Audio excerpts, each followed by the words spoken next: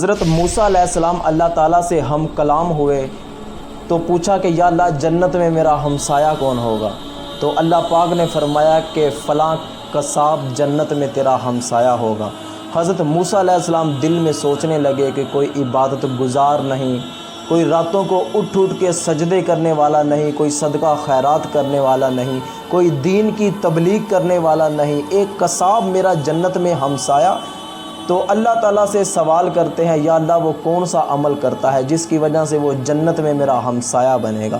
تو اللہ تعالیٰ نے فرمایا کہ موسیٰ تو فلاں بستی میں جا اور خود جا کر اس کا عمل دیکھ لے وہ کون سا عمل کرتا ہے۔ حضرت موسیٰ علیہ السلام اس بستی میں جاتے ہیں، اس قصاب کو تلاش کرتے ہیں اور سارا دن دور کھڑے ہو کر اس قصاب کو دیکھتے رہتے ہیں۔ کوئی ایسا عمل نظر نہیں آتا کہ جس کی وجہ سے یقین ہو جائے کہ اللہ تعالیٰ نے اس کو اس عمل کی وجہ سے جنت میں میرا ہمسایہ بنایا ہے۔ وہ عام قصائیوں کی طرح گوشت بیچتا رہا، سارا دن موسیٰ علیہ السلام کھڑے ہو کر اس کو دیکھتے رہے۔ جب وہ قصاب شام کو اپنے گھر جانے لگا تو دکان بند کی تو حضرت موسیٰ علیہ السلام قریب گئے اور جا کر کہتے ہیں کہ اللہ کے بندے میں اس بستی میں مسافر ہوں، ایک دن تو مجھے اپنے گھر میں مہمان نہیں بناتا؟ تو اس نے کہا کہ خوش آمدید، آپ ضرور میرے مہمان بنیے۔ تو حضرت موسیٰ علیہ السلام اس کے گھر کے معاملات دیکھنے کے لیے اس کے ساتھ اس کے گھر میں چلے گئے تو کیا دیکھتے ہیں کہ اس شخص نے تھوڑا سا گوشت بچایا ہوا تھا، اس کو جا کر پکایا، روٹیاں پکائی اور ایک بند کمرے میں چلا گیا جس میں دیکھا کہ ایک چارپائی پہ ایک بوڑھی عورت لیٹی ہوئی ہے جو خود بخود اٹھ نہیں سکتی۔ تو اس قصاب نے اس بوڑھیا کو اپنی بازوؤں میں اٹھایا اور باہر صحن میں لے آیا اور شوربے میں بھگو کر اس کے منہ میں لقمے ڈالتا ہے۔ تو حضرت موسیٰ علیہ السلام اس کو دیکھتے رہے۔ جب بڑھیا کا پیٹ بھر گیا تو اس بڑھیا نے اس قصاب کے کان میں کچھ کہا جس کی وجہ سے وہ قصاب مسکرا پڑا۔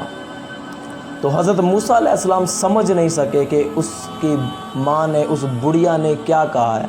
تو حضرت موسیٰ علیہ السلام نے اس شخص سے پوچھا کہ یہ بڑھیا کون ہے؟ اس نے کہا کہ یہ میری بوڑھی ماں ہے۔ پھر پوچھا کہ جب تو اس کو کھانا کھلا رہا تھا اس نے تیرے کان میں کیا کہا تھا؟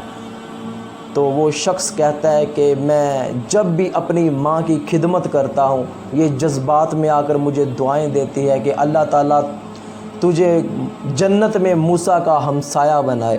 تو حضرت موسیٰ علیہ السلام مسکرا پڑتے ہیں اور کہتے ہیں کہ اے اللہ کے بندے، تو نے جنت میں موسیٰ کا ہمسایہ تو بننا ہی بننا ہے، تیری ماں کی دعا نے آج موسیٰ کو دنیا میں تیرے گھر میں لا کے کھڑا کر دیا ہے۔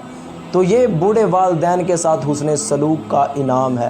تو اللہ تعالیٰ نے ارشاد فرمایا کہ جب وہ دونوں یا ان میں سے کوئی ایک تیرے پاس بڑھاپے کی عمر کو پہنچ جائے تو اف بھی نہیں کہنا۔ اللہ علیہ وآلہ وسلم نے ارشاد فرمایا جو شخص اپنے والدین کو شفقت بری نگاہ سے دیکھے گا اللہ تعالیٰ اسے مقبول حج کا ثواب عطا فرمائے گا۔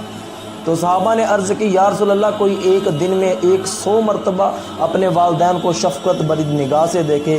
تو اللہ کے نبی نے فرمایا اللہ تعالیٰ اس کو روزانہ 100 حج کرنے کا ثواب عطا فرمائے گا۔ حارثہ بن نعمان رضی اللہ تعالیٰ عنہ، آپ نے اپنی والدہ کی بڑی خدمت کی، والدہ کے لیے کھانا خود بناتے، ان کے سر میں تیل لگاتے، کنگھی کرتے، والدہ کے پاؤں دباتے، ٹانگیں دباتے، لیکن کبھی بھی بیوی سے نہیں کہا کہ تو میری والدہ کی خدمت کیا کر، خود والدہ کی خدمت کرتے۔ تو اللہ کے نبی نے فرمایا کہ میں جنت میں گیا تو میں نے جنت میں قرآن پڑھنے کی آواز سنی۔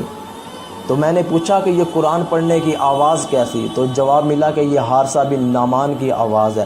تو میں نے کہا کہ حارثہ بن نعمان تو ابھی دنیا میں زندہ بیٹھا ہے۔ تو جواب ملا کہ اس نے والدہ کی خدمت ہی ایسی کی ہے، حسن سلوک ہی والدہ سے اتنا کرتا ہے کہ وہ زمین پہ بیٹھ کے قرآن پڑھتا ہے، اللہ تعالیٰ آواز جنت میں سناتا ہے۔ تو یہ والدین کے ساتھ حسن سلوک کرنے کا انعام ہے۔ اللہ تعالیٰ ہمیں اپنے بوڑھے والدین کی خدمت کرنے کی توفیق عطا فرمائے۔ شیئر ضرور کریں، ہو سکتا ہے آپ کے ایک شیئر سے یہ بات کسی کے دل میں اتر جائے۔